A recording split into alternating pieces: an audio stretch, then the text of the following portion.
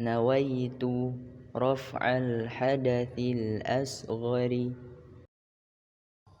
نويت فرض الوضوء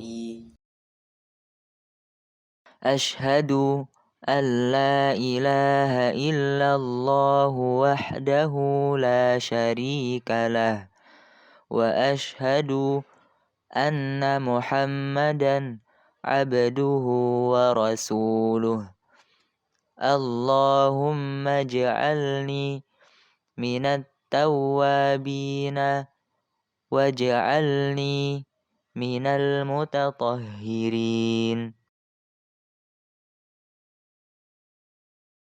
Bismillah, Assalamualaikum warahmatullahi wabarakatuh. Ikhwati arsyadani wa arsyadakumullah. Pada kesempatan kali ini kita akan mempraktekkan bagaimana tata cara wudu, yang dengannya kita tahu bahwa wudu adalah salah satu syarat sahnya sholat, yaitu suci dari hadas kecil. Dan cara mensucikan diri dari hadas kecil adalah dengan berwudu. Dan pada kesempatan ini kita akan jelaskan bagaimana step by stepnya tata cara wudu yang sesuai dengan mazhab Imamuna Syafi'i rahimahullah. Di antara hal yang perlu kita perhatikan sebelum wudu adalah kita disunnahkan wudu menghadap ke arah kiblat. Kemudian sunnah berikutnya adalah kita disunnahkan sebelum wudu untuk bersiwak. Kemudian setelah itu kita mengucap bismillah, bismillahirrahmanirrahim. Kemudian baru kita mulai membasuh kedua tangan kita. Membasuh kedua tangan atau kedua telapak tangan kita merupakan sunnah sebelum berwudu. Cara yang disunnahkan adalah memulai dari atas, kemudian dari ujung jari-jari dan dialirkan sampai ke siku, dan disunahkan dilebihkan dari siku jika kita berwudu dari bejana. Namun apabila kita berwudu dari keran atau air yang dituangkan oleh orang lain, maka pendapat yang muktamad adalah memulainya dari siku, baru kemudian mengalirkannya sampai ke jari jemari.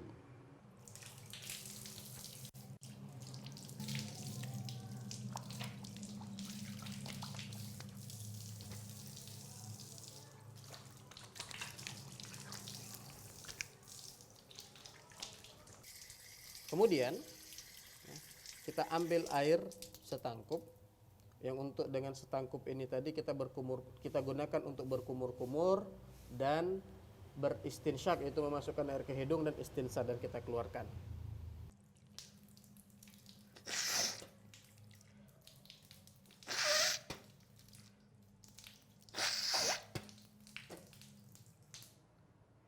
Cara berkumur-kumur dan istinsyak dengan satu cidukan air. Ini adalah cara yang paling afdol. Adapun cara lainnya juga bisa dilakukan, yaitu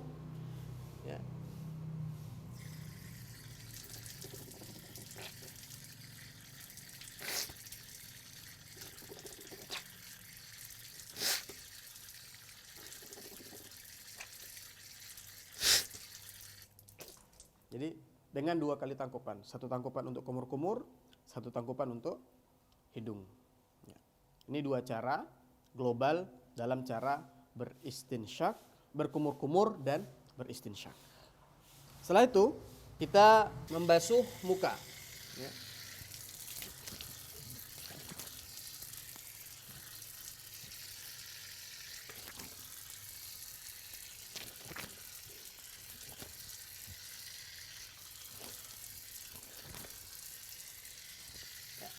Membasuh muka, yaitu batasan muka adalah dimulai dari tempat tumbuhnya rambut sampai dagu, kemudian antara dua telinga. Itu adalah area muka yang wajib dibasuh ketika berwudu. Kemudian disunahkan ketika membasuh muka adalah dimulai dari area atas, area kening, kemudian diturunkan ke bawah. Kemudian di antara sunnah berikutnya adalah melebihkan Yang atas itu dilebihkan sampai ke rambut sedikit, kemudian yang samping dilebihkan mengenai telinga sedikit, kemudian yang bawah dilebihkan sampai ke leher ataupun dagu, di bawah dagu. Kemudian hal yang perlu diperhatikan adalah ketika membasuh muka, itu barulah niat fardu wudu itu dihadirkan. Nah, dengan lafaz atau dengan lafaz di dalam hati kita betikan nawaitu fardol wudu'i.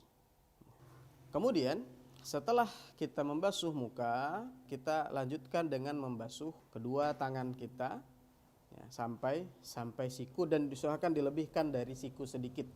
Cara yang disunahkan adalah dengan memulai dari bagian atas, bagian telapak tangan, kemudian airnya dialirkan sampai ke siku sebanyak 3 kali.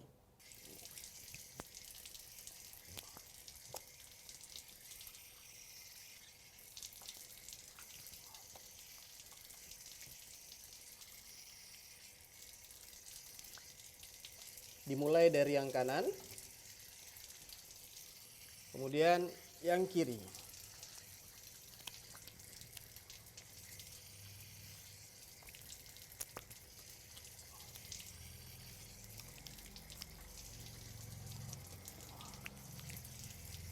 Oke. Setelah kita membasuh tangan, maka selanjutnya yang kita lakukan adalah mengusap kepala. Mengusap kepala, batasan minimalnya adalah sehelai atau 2 helai rambut terbasahi, itu sudah cukup. Namun cara yang sunnah adalah mengusap seluruh kepala ya, dengan cara seperti ini.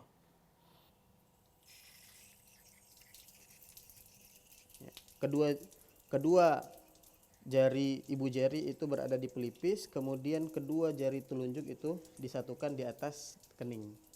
Kemudian ditarik sampai ke belakang,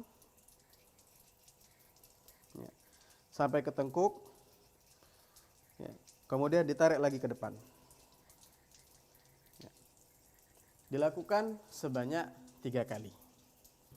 Kemudian setelah kita mengusap kepala, maka kita mengusap telinga.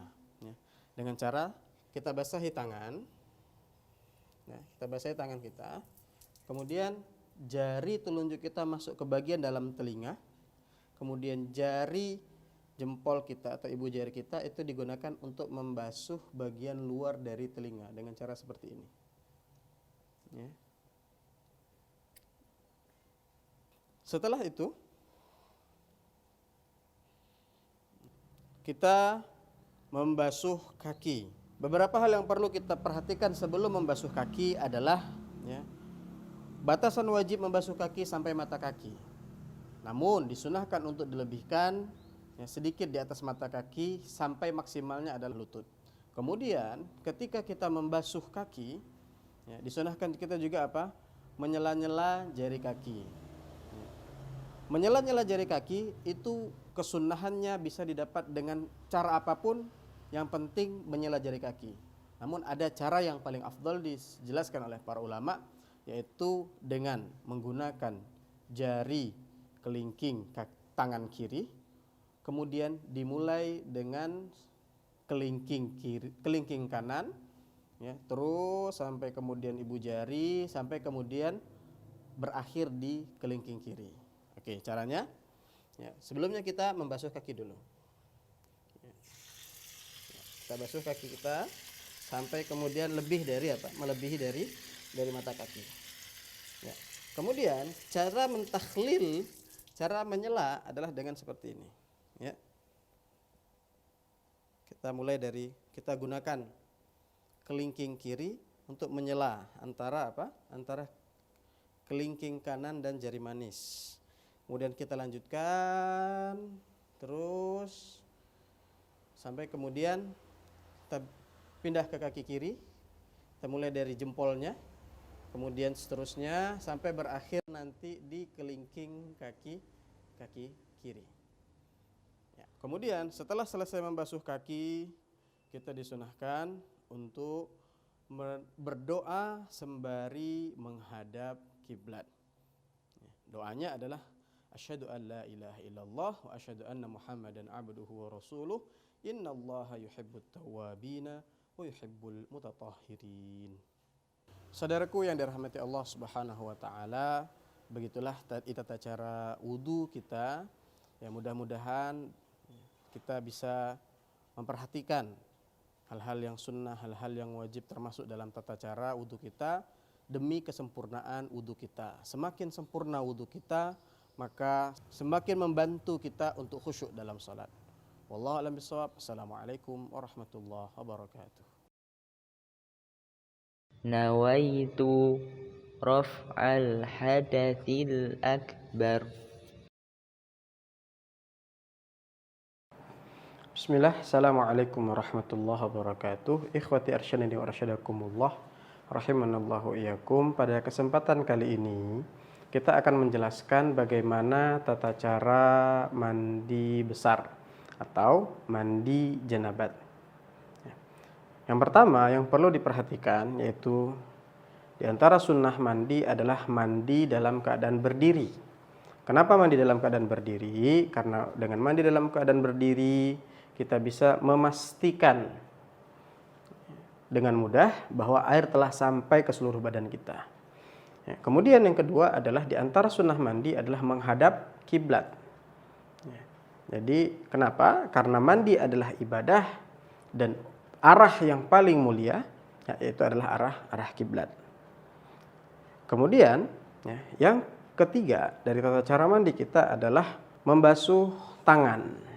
Membasuh tangan sebanyak 3 kali, telapak tangan maksudnya sebanyak 3 kali.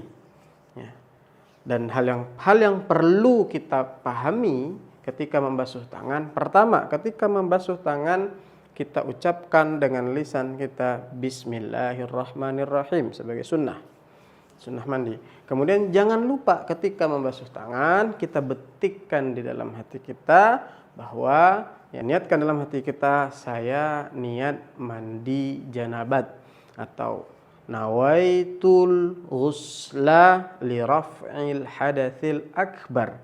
Saya niat mandi untuk mengangkat hadas besar. Jadi 2 hal yang perlu diperhatikan ketika membasuh tangan tadi. Yang pertama adalah mengucap basmalah. Kemudian yang kedua adalah membetikkan dalam hati niat mandi besar.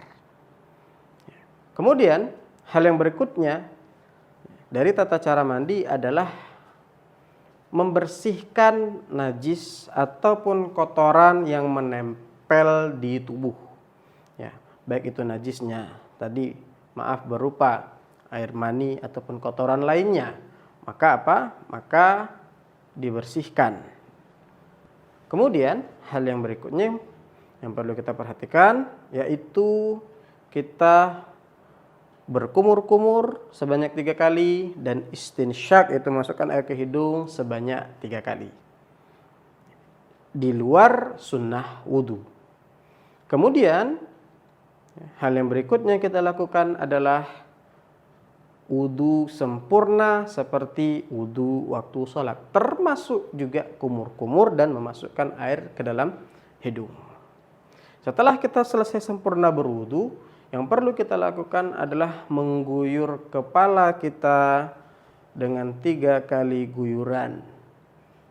Yang memastikan dengan mengguyur kepala tadi tangan kita masukkan ke sela-sela rambut, gunanya memastikan terbasahi semua bagian kepala kita yang tertutupi rambut. Begitu juga semua rambut kita harus kita basahi dan seluruh badan kita kita basahi dengan siraman tersebut.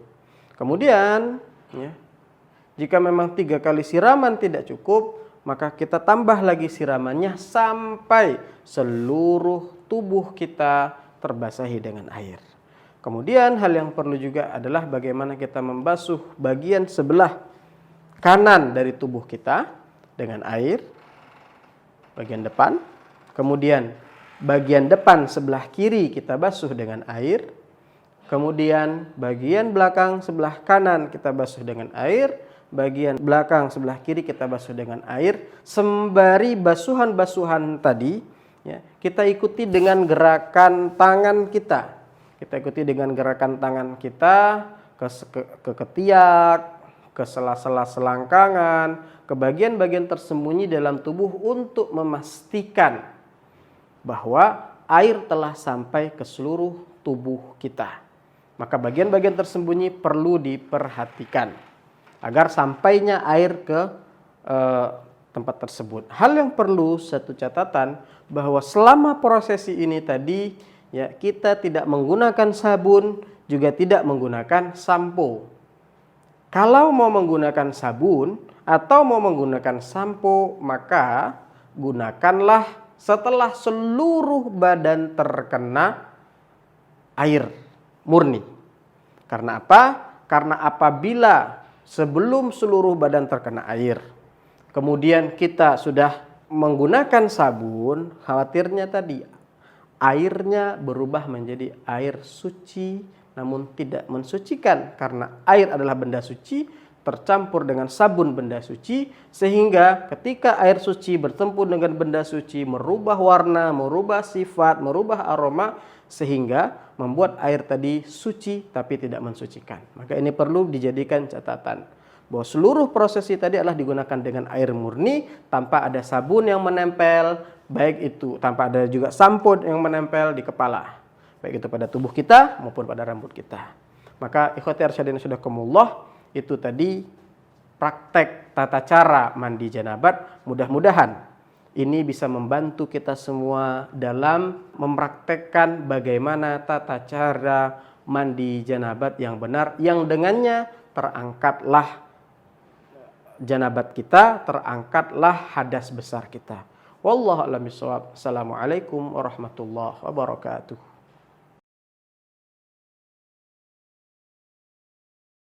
Nawaitu istibahatas salati.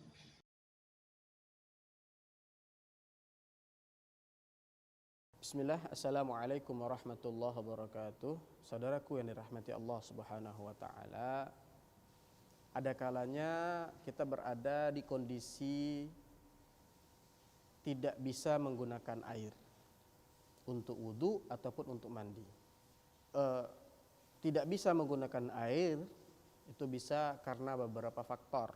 Di antaranya adalah karena memang tidak ada air. Faktor berikutnya, ada air tapi airnya dibutuhkan untuk kepentingan yang lebih penting, seperti minum makhluk hidup dan kebutuhan yang penting lainnya. Kemudian di antara ketidakbisaan menggunakan air juga bisa karena seseorang memiliki penyakit yang dikhawatirkan ketika dia menggunakan air itu mencederai anggota tubuhnya, atau kemudian membuat dia kehilangan fungsi tubuhnya, atau bahkan bisa menyebabkan kematian.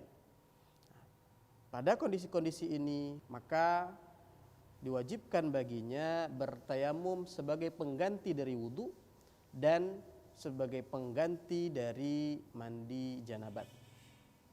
Maka di antara hal yang perlu diperhatikan seseorang ketika bertayamum adalah adanya debu yang suci, yaitu debu dari tanah yang suci. Jika seandainya tanahnya terkena najis, maka debunya juga ikut najis, maka tidak boleh digunakan untuk bersuci. Atau kemudian debunya tercampur dengan benda suci lainnya, seperti tanahnya tercampur semen, atau kemudian tercampur tepung, maka debu dari tanah yang tercampur dengan tepung, tercampur dengan semen, maka tidak bisa digunakan untuk bertayamum. Maka harus debu dari tanah yang suci yang tidak tercampur apapun. Adapun tata cara bertayamum adalah yang pertama, kita disunahkan mengucapkan bismillahirrahmanirrahim. Setelah kita mengucapkan basmalah, maka yang pertama kita lakukan adalah menempelkan tangan ke debu yang suci sembari kita berniat. Di dalam hati kita betikkan nawaitut tayammuma listibahatis shalah, yang artinya saya niat bertayamum agar dapat mengerjakan sholat. Setelah kita tempelkan, kemudian biasanya debunya agak sedikit tebal, maka kita disunahkan untuk takhfif, untuk meringankan debu tersebut. Bisa dengan kita meniupnya, atau juga bisa kita dengan menepuknya secara ringan. Setelah kita ringankan, kemudian debunya kita tarik ke muka. Dan ketika kita mengusapkan debunya ke muka kita, kita hadirkan niat. Niatnya adalah nawaitu at-tayammuma listibahatis shalah. Atau dalam bahasa Indonesia, sengaja saya bertayamum agar dapat mengerjakan salat. Niat itu dihadirkan ketika kita mengusap muka dengan debu. Kemudian kita ambil debu sekali lagi.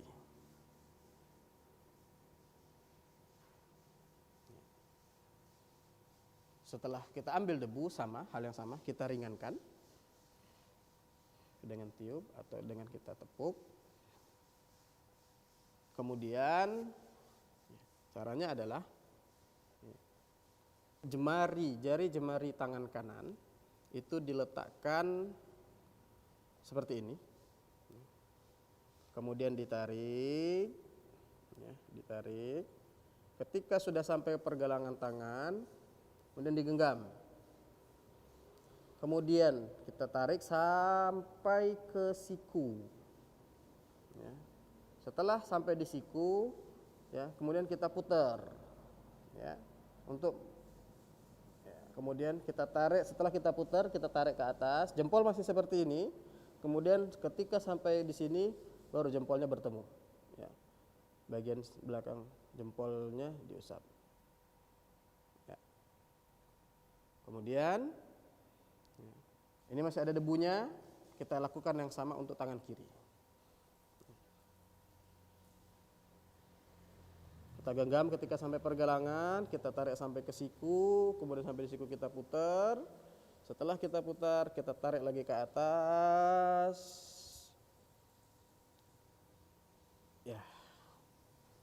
Maka dengan itu tuntaslah tayamum kita. Dan kita bisa menggunakan tayamum itu dengan catatan bahwa satu kali tayamum hanya bisa digunakan untuk satu kali sholat fardu.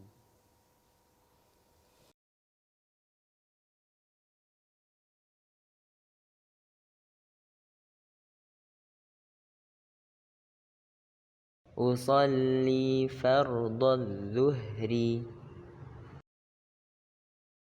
Usalli sunnatal witri. A'udzu billahi minasy syaithanir rajim. Bismillahirrahmanirrahim. Alhamdulillahi rabbil alamin. Ar-Rahmanir Rahim. Maliki yaumiddin. Iyyaka na'budu wa iyyaka nasta'in. Ihdinas siratal mustaqim. Siratal ladzina an'amta 'alaihim ghairil maghdubi 'alaihim waladdallin. Amin. Subhana rabbiyal azimi wa bihamdihi. Rabbana lakal hamdu mil'as samawati wa mil'al ardi wa mil'a ma syi'ta min syai'in ba'du. At-tahiyyatu lillah. Salamun alayka ayyuhan nabiyyu wa rahmatullahi wa barakatuh. Salamun alayna wa ala ibadillahis salihin. أشهد أن لا إله إلا الله وأن محمدا رسول الله. اللهم صل على سيدنا محمد. السلام عليكم. الله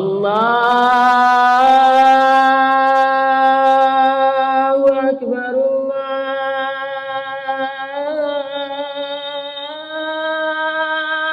الله أكبر.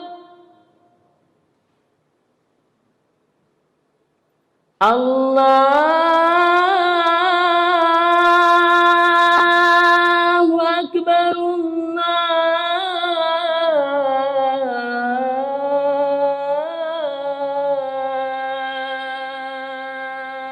الله أكبر. أشهد أن لا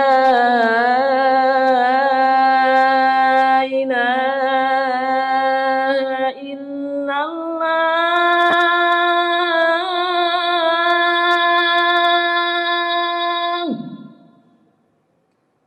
أشهد أن لا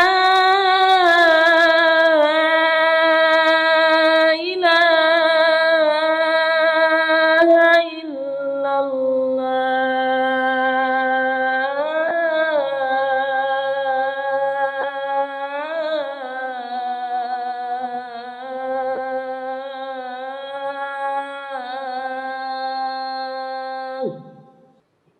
أشهد أن محمدا رسول الله.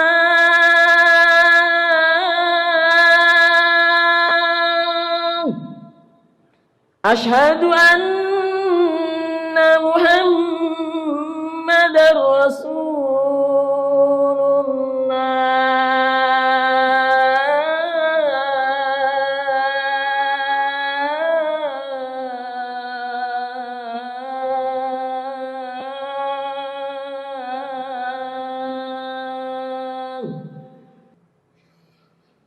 حي على الصلاة.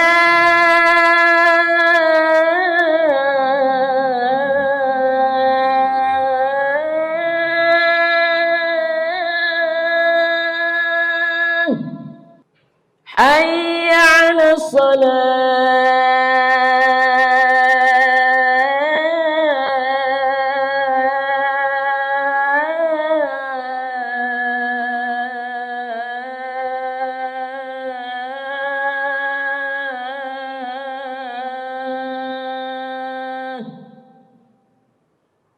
حي على الفلاح.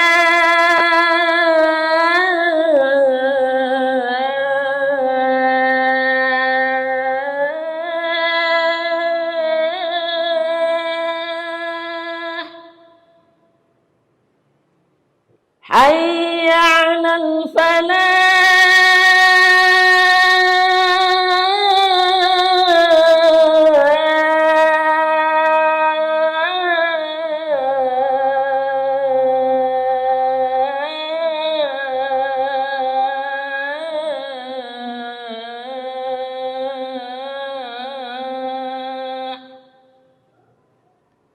الله أكبر الله أكبر. لا إله إلا الله.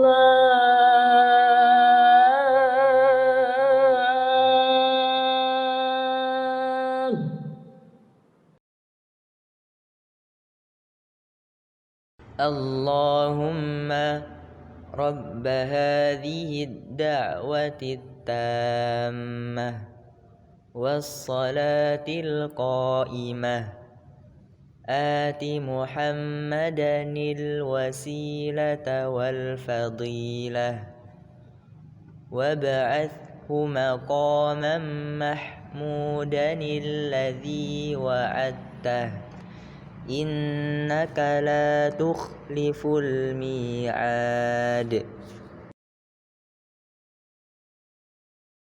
الله أكبر الله أكبر أشهد أن لا إله إلا الله أشهد أن محمدا رسول الله حي على الصلاة حي على الفلاح قد قامت الصلاة قد قامت الصلاة الله أكبر الله أكبر لا إله إلا الله.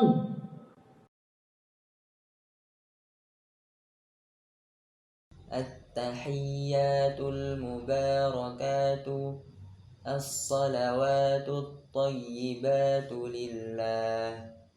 السلام عليك أيها النبي ورحمة الله وبركاته. السلام علينا وعلى عباد الله الصالحين. أشهد أن لا إله إلا الله وأشهد أن محمدا رسول الله.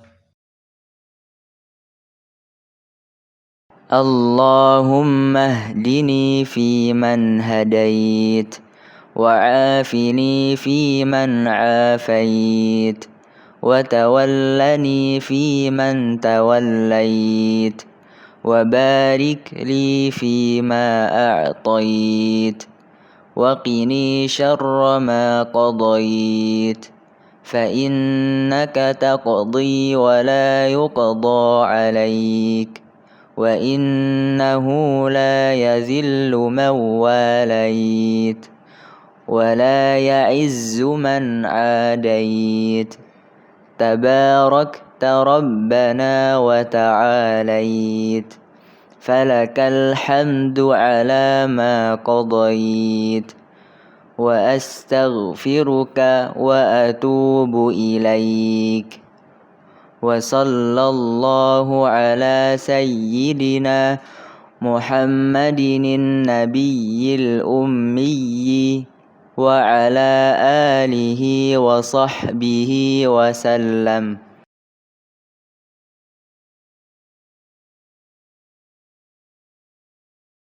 وجهت وجهي للذي فطر السماوات والأرض حنيفا مسلما وما أنا من المشركين. إن صلاتي ونسكي ومحياي ومماتي لله رب العالمين لا شريك له وبذلك أمرت وأنا من المسلمين. اللهم باعد بيني وبين خطاياي كما باعدت بين المشرق والمغرب. اللهم نقني من خطاياي كما ينقى الثوب الأبيض من الدنس. اللهم اغسلني من خطاياي بالماء والثلج والبرد. أعوذ بالله من الشيطان الرجيم. سبحان ربي العظيم وبحمده. سبحان ربي العظيم وبحمده. سبحان ربي العظيم وبحمده. سبحان ربي الأعلى وبحمده. سبحان ربي الأعلى وبحمده سبحان ربي الأعلى وبحمده اللهم صل على سيدنا محمد وعلى آل سيدنا محمد كما صليت على إبراهيم وعلى آل إبراهيم وبارك على سيدنا محمد وعلى آل سيدنا محمد كما باركت على إبراهيم وعلى آل إبراهيم إنك حميد مجيد. Bismillah, Assalamualaikum warahmatullahi wabarakatuh. Pada kesempatan kali ini kita akan menjelaskan tata cara sholat menurut mazhab Syafi'i sesuai dengan rukun, syarat, dan sunnah-sunnahnya. Hari ini kita akan jelaskan dari takbiratul ihram sampai salam. Sebelum kita memulai takbiratul ihram, maka kita disunnahkan untuk talaffuz bin niyat, yaitu melafazkan niat sebelum memulai takbiratul ihram. Apa gunanya? Gunanya agar ketika kita takbiratul ihram, kita dengan mudah menghadirkan niat. Maka talaffuz bin niyat tergantung kepada sholat yang akan kita kerjakan. Misalnya kita akan sholat subuh, maka apa yang kita ucapkan yaitu usalli fardhas subhi. Sengaja aku sholat fardu subuh. Atau sholat maghrib misalnya, maka usalli fardal maghribi. Sengaja aku sholat fardu maghrib. Baru kemudian setelah itu kita melakukan takbiratul ihram dengan menghadirkan niat saat takbiratul ihram. Allahu Akbar. Oke, ya. Ini sejajar dengan daun telinga. Kemudian ini sejajar dengan telinga, kemudian sebagian dari telapak tangan sejajar dengan bahu. Ya. Kemudian sembari mengucapkan, ya, ketika mulai mengangkat tangan sembari mengucapkan Allahu Akbar, yang gerakannya itu ya diusahakan sampai kemudian meletakkan tangan di atas perut. Ya. Ya. Posisi tangan ya, berada di antara dada dan perut. Ya. Berada di antara dada dan perut. Kemudian tangan kiri ya, duluan, kemudian tangan kanan memegang pergelangan tangan kiri. Ya. Tangan kanan memegang pergelangan tangan kiri. Maka kemudian setelah itu membaca doa istiftah, kemudian membaca ta'awudz. Setelah membaca ta'awudz, membaca Al-Fatihah. Kemudian setelah Al-Fatihah membaca surat. Kemudian ruku. Oke, kemudian takbir ya, angkat tangannya sama seperti takbir intikal, angkat tangannya sama dengan seperti takbiratul ihram. Sekarang kita ruku. Ya, perhatikan, ruku diupayakan punggung ya, punggung rata dengan kepala. Ya, yang pertama. Kemudian yang kedua, perhatikan jari-jari ya. Jadi cara memegang lutut ya. Jadi jari-jari itu lurus ke bawah ke arah tempat sujud, sehingga kalau jari-jari diberdirikan ya, itu jari jemarinya menghadap ke arah kiblat. Nah, cuman tadi oke, nah, seperti itu. Sami Allahu liman hamidah, ini gerakan i'tidal. Oke. Gerakan i'tidal ya seperti biasa irsal. Ya, jadi tangannya ya tidak sedekap tapi kemudian apa? Irsal. Ya, diluruskan. Kemudian kita sujud. Lutut dulu. Kemudian kedua tangan. Oke, ya.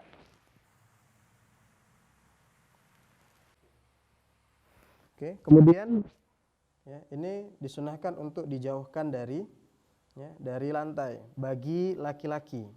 Jadi disunahkan menjauhkan siku dari lantai. Kemudian juga disunahkan bagi laki-laki untuk menjarakkan antara paha dan perut. Menjauhkan antara paha dan perut.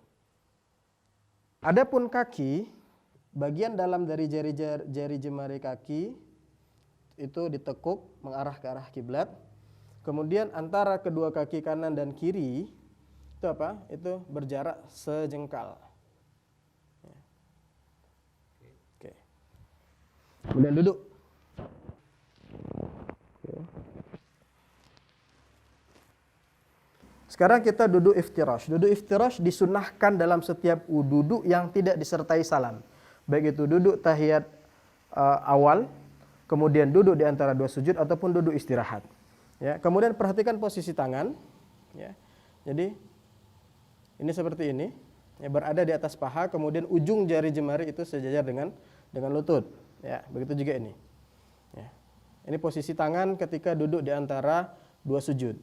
Adapun posisi kaki, ya, kaki kiri, ya, telapak kaki kiri itu diduduki oleh pantat.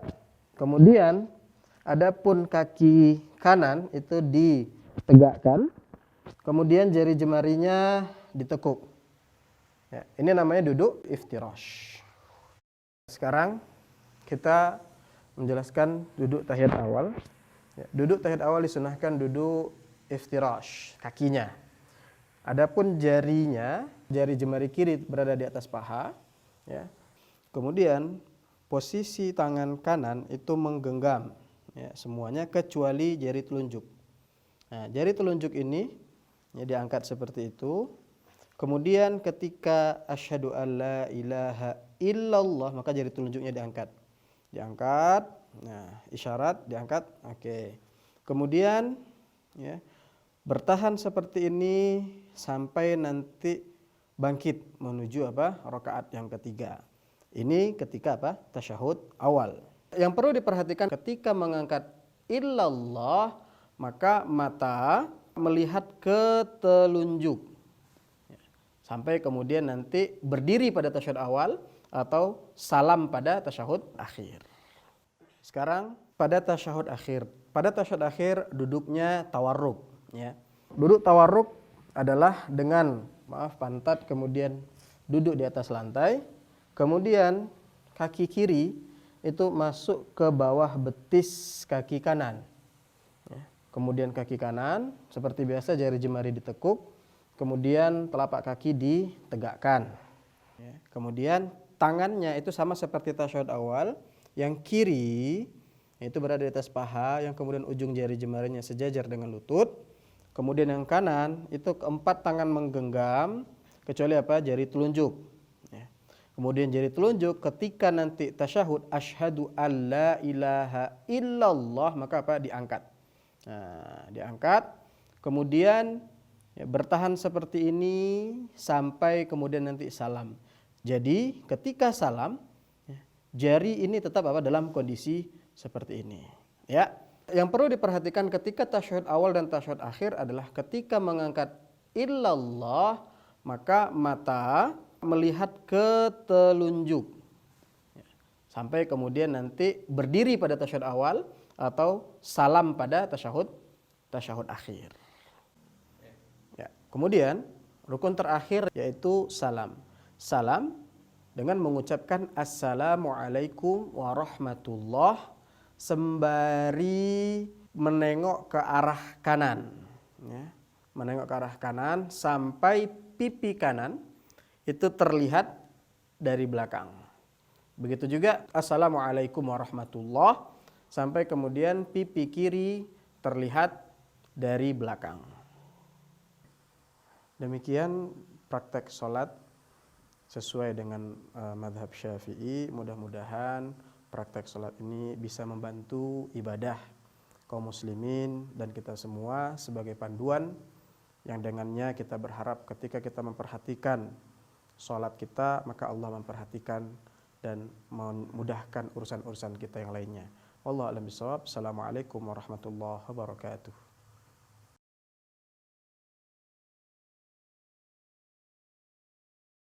أصلي فرض المغرب مأموما. بسم الله الرحمن الرحيم. إنا أعطيناك الكوثر فصل لربك وانحر إن شانئك هو الأبتر. سبحان ربي العظيم. سبحان ربي العظيم. سبحان ربي العظيم. سبحان ربي العظيم وبحمده. سبحان ربي العظيم وبحمده. سبحان ربي العظيم وبحمده. سمع الله لمن حمده. رب اغفر لي وارحمني واجبرني وارفعني وارزقني واهدني وعافني واعف عني. التحيات المباركات الصلوات الطيبات لله. السلام عليك أيها النبي ورحمة الله وبركاته. السلام علينا وعلى عباد الله الصالحين. أشهد أن لا إله إلا الله وأشهد أن محمدا رسول الله. اللهم صل على سيدنا محمد. التحيات المباركات الصلوات الطيبات لله. السلام عليك أيها النبي ورحمة الله وبركاته. السلام علينا وعلى عباد الله الصالحين. أشهد أن لا إله إلا الله وأشهد أن محمدا رسول الله. اللهم صل على سيدنا محمد وعلى آل سيدنا محمد كما صليت على إبراهيم وعلى آل إبراهيم وبارك على سيدنا محمد وعلى آل سيدنا محمد كما باركت على إبراهيم وعلى آل إبراهيم إنك حميد مجيد. السلام عليكم ورحمة الله. أصلي فرض الظهر مأموما. أصلي فرض الظهر إماما. Bismillah, Assalamualaikum warahmatullahi wabarakatuh. Pada kesempatan kali ini kita akan menjelaskan bagaimana tata cara sujud sahwi. Sujud sahwi adalah sujud yang dilakukan setelah tasyahud, kemudian sholawat, dan kemudian sujud sebelum salam. 2 kali. yang mana disunnahkan jika seseorang melakukan sebab-sebab sujud sahwi, yang diantaranya adalah meninggalkan ab'adus shalah. Ya, kita mulai. Allahu Akbar. Bacaan yang disunahkan ketika sujud adalah membaca tasbih. Secara umum membaca tasbih. Maka para ulama ada yang mengatakan disunahkan membaca seperti bacaan sujud. Pada umumnya subhana rabbiyal a'la wa bihamdih. Ada juga ijtihad sebagian ulama yang memberikan lafaz subhanallah alladzi la yanamu wa la yasu, yang artinya maha suci Allah yang tidak tidur dan tidak lupa. Kemudian bangkit, Allahu Akbar, ya, duduk iftirash, kemudian sujud, Allahu Akbar, ya, dengan bacaan yang sama, ya, kemudian bangkit, Allahu Akbar, duduknya tawarruk, ya, kemudian salam, Assalamualaikum warahmatullahi. Assalamualaikum warahmatullahi.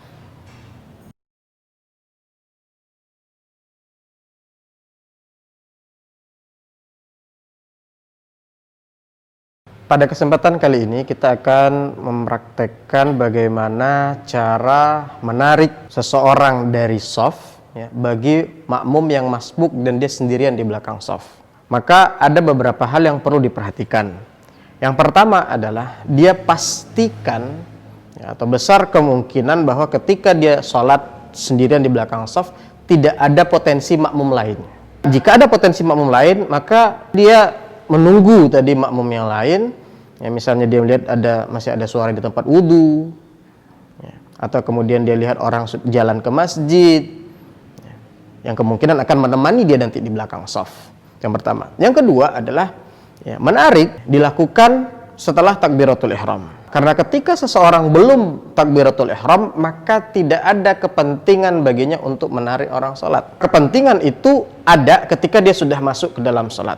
Untuk itulah disunahkan bagi dia menarik ketika dia sudah masuk dalam sholat takbiratul ihram. Kemudian yang ketiga, dipastikan ketika menarik tidak terjadi 3 gerakan dari anggota besar, tangan, kaki, ya, secara berurutan, yang mana ini dapat membatalkan sholat. Maka menjadi keliru jika kondisi seseorang sendirian di belakang shaf itu makruh. Dalam rangka menghilangkan kemakruhan justru, ya, membatalkan sholat. Ya, maka ini adalah keliru. Saya akan praktekkan bagaimana cara menarik seseorang dari shaf ketika saya masbuk sendirian, ya, di belakang shaf. Ya, maka yang pertama kali saya lakukan adalah apa? Saya takbiratul ihram. Allahu Akbar. Nah, setelah takbiratul ihram saya tarik, ya. Ya. Nah, maka dengan ini, ya, saya ditemanin menjadi 2 orang di belakang shaf, sehingga saya tidak berada dalam posisi yang makruh. Wallahu a'lam bishawab. Assalamualaikum warahmatullahi wabarakatuh. أصلي فرض الظهر قصرا أصلي فرض الظهر مجموعا مع العصر أصلي فرض الظهر قصرا مجموعا مع العصر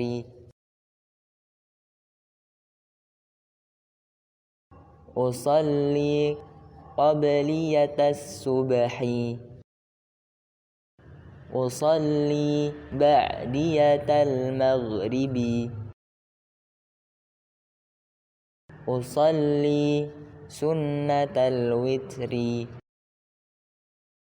أصلي سنة تحية المسجد أصلي سنة التهجد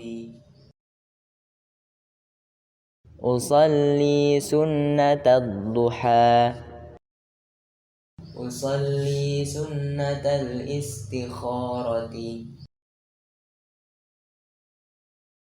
اللهم إني أستخيرك بعلمك وأستقدرك بقدرتك وأسألك من فضلك فإنك تقدر ولا أقدر وتعلم ولا أعلم وأنت علام الغيوب اللهم فإن كنت تعلم هذا الأمر خيرا لي في عاجل أمري وآجله أو في ديني ومعاشي وعاقبة أمري فاقدره لي ويسره لي ثم بارك لي فيه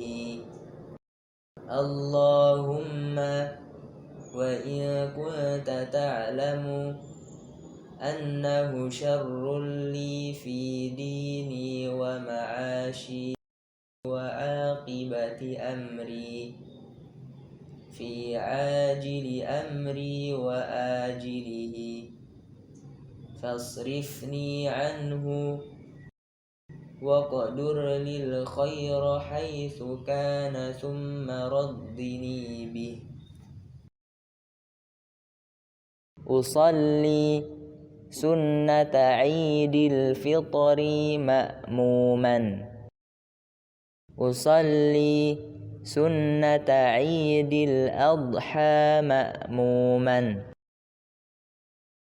سبحان الله والحمد لله ولا إله إلا الله الله أكبر أصلي سنة الكسوف مأموما أصلي سنة الخسوف مأموما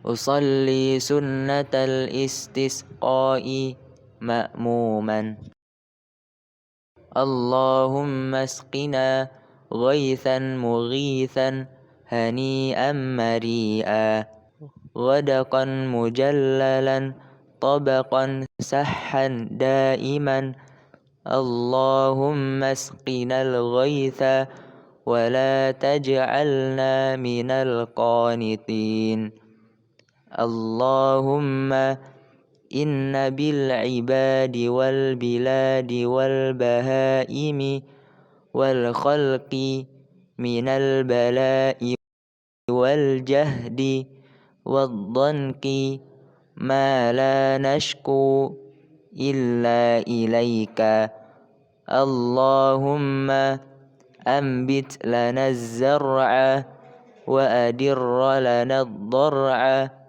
واسقنا من بركات السماء وأنبت لنا من بركات الأرض اللهم ارفع عنا الجهد والجوع والعري واكشف عنا البلاء ما لا يكشفه غيرك اللهم إنا نستغفرك إنك كنت غفارا فأرسل السماء علينا مدرارا.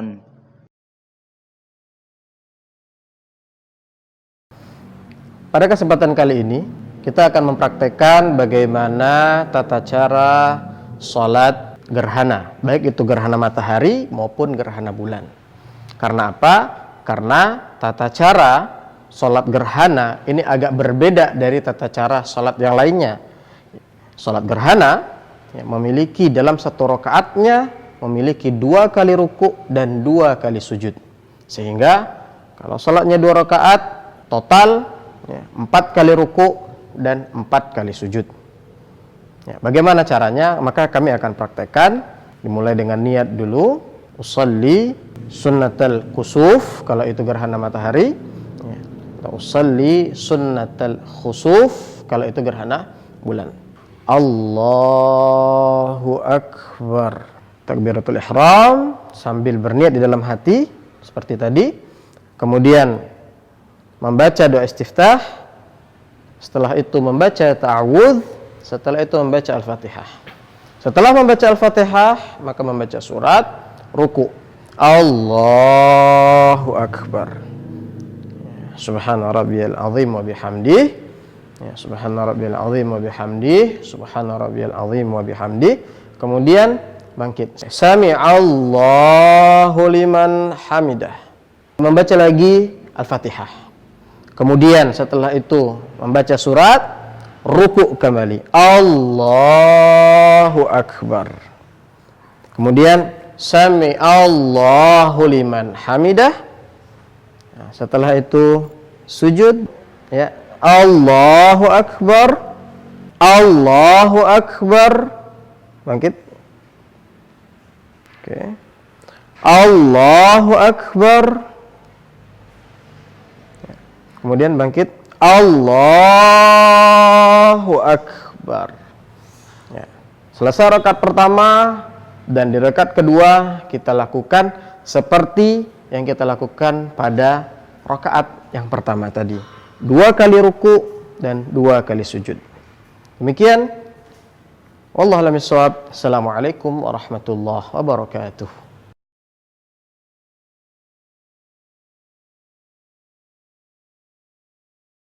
Pada kesempatan kali ini kita akan memperagakan bagaimana cara merubah sorban bagi khatib pada sholat istisqa. Sebagaimana yang sudah kita pelajari bahwa khatib pada salat istisqa disunnahkan untuk merubah arah sorbannya. Yang kanan dipindah ke kiri, yang di kiri dipindah ke kanan.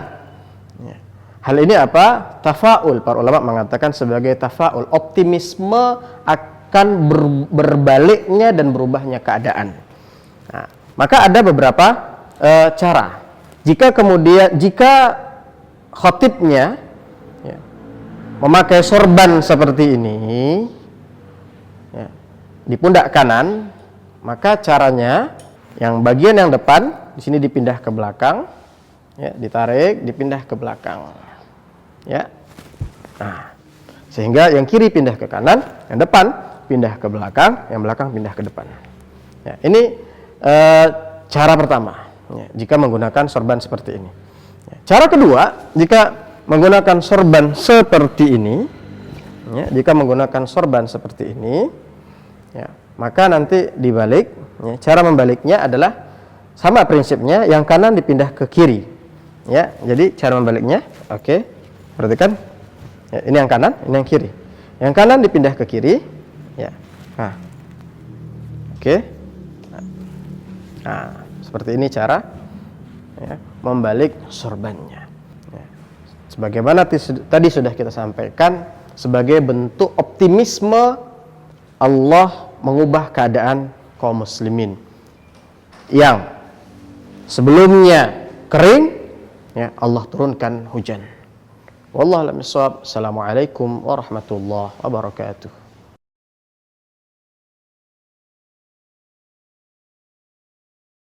أصلي سنة التراويح مأموما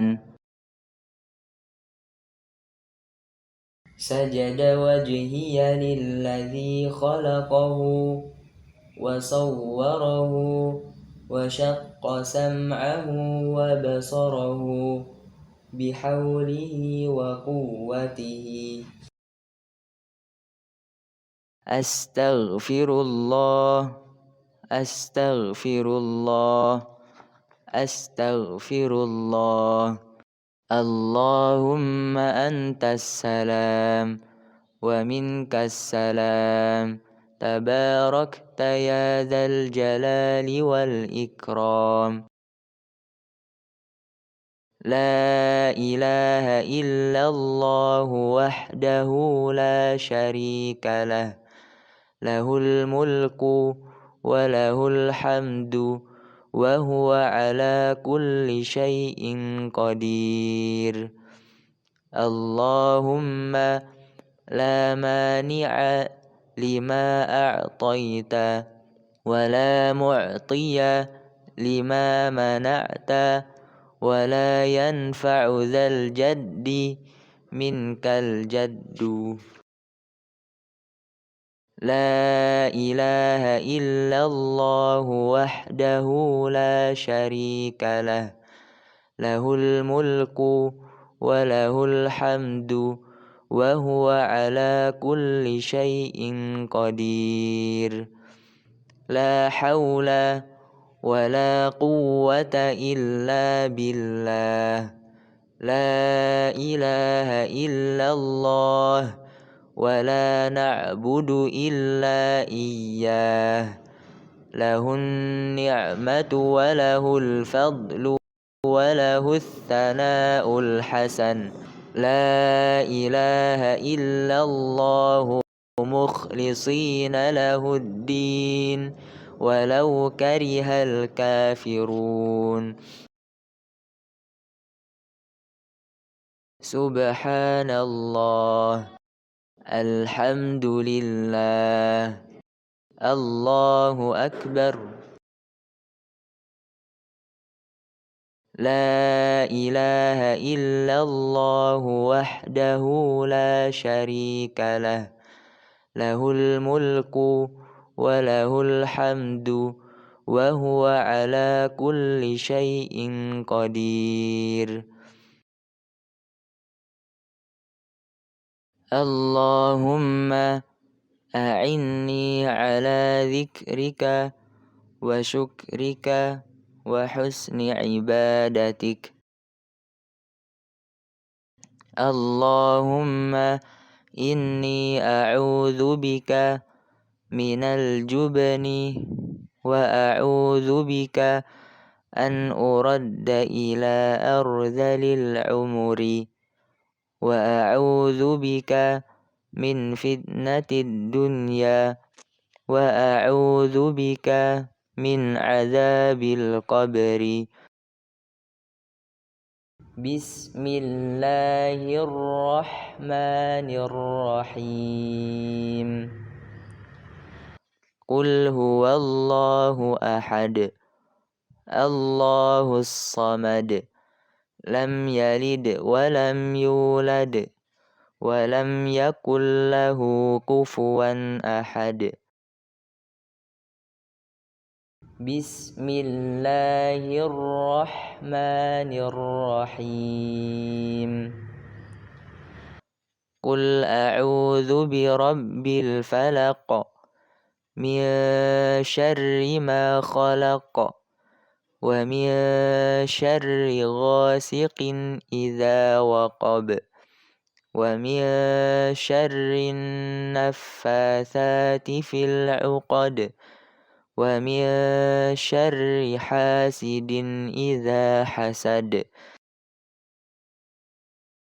بسم الله الرحمن الرحيم قل أعوذ برب الناس ملك الناس إله الناس من شر الوسواس الخناس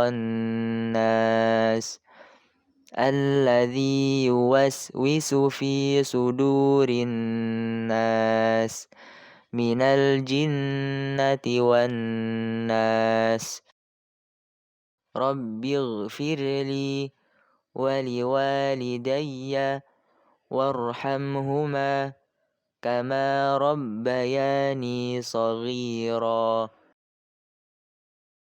ربنا لا تزغ قلوبنا بعد إذ هديتنا وهب لنا من لدنك رحمة إنك أنت الوهاب يا مقلب القلوب ثبت قلبي على دينك ربنا ظلمنا أنفسنا وإن لم تغفر لنا وترحمنا لنكونن من الخاسرين اللهم ربنا آتنا في الدنيا حسنة وفي الآخرة حسنة وقنا عذاب النار. لا إله إلا الله وحده لا شريك له، له الملك وله الحمد يحيي ويميت وهو على كل شيء قدير. اللهم أجرني من النار. اللهم إني أسألك علما نافعا ورزقا طيبا وعملا متقبلا. لا إله إلا الله وحده لا شريك له، له الملك وله الحمد يحيي ويميت وهو على كل شيء قدير. اللهم أجرني من النار. سبحان الملك القدوس، سبحان الملك القدوس، سبحان الملك القدوس. اللهم إني أعوذ برضاك من سخطك وبمعافاتك من عقوبتك، وأعوذ بك منك لا أحصي ثناء عليك أنت كما أثنيت على نفسك.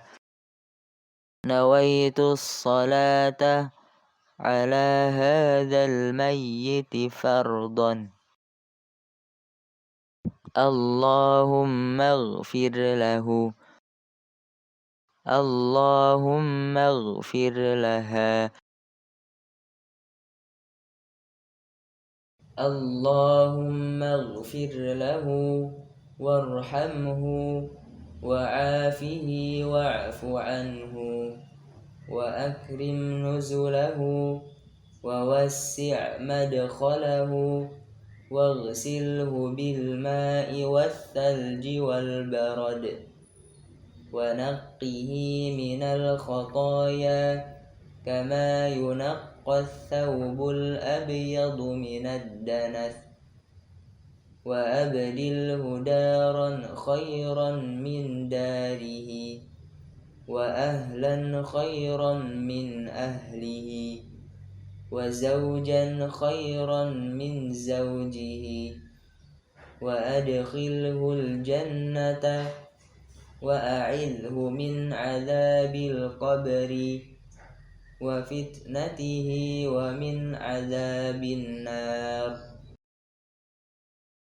اللهم اغفر لها وارحمها وعافها واعف عنها وأكرم نزلها ووسع مدخلها واغسلها بالماء والثلج والبرد ونقها من الخطايا كما ينقى الثوب الأبيض من الدنس، وأبدلها دارا خيرا من دارها وأهلا خيرا من أهلها وزوجا خيرا من زوجها، وأدخلها الجنة وأعذها من عذاب القبر وفتنته ومن عذاب النار.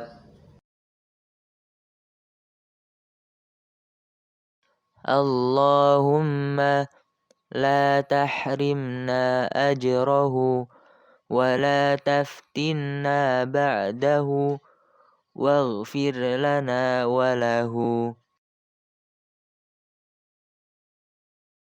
بسم الله وعلى ملة رسول الله.